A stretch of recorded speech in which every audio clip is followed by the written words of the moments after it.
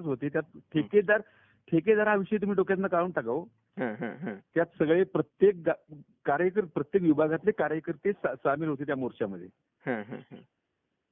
आणि हे कुणालाही निरोप दिला नव्हता. हा स्वयंस्फूर्तीनं साहेबांच्या विरोधात काहीतरी केलं जाते, षडयंत्र रचलं जाते म्हणून लोक स्वयंस्फूर्तीनं आलेली लोक होती.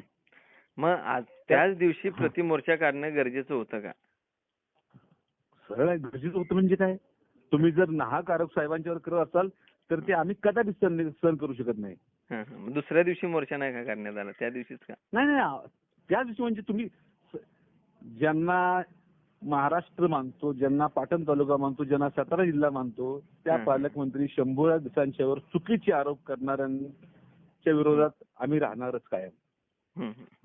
त्यांना जशा तसे उत्तर मिळणारच इथून पुढे सुद्धा. ओके, धन्यवाद सर, आपला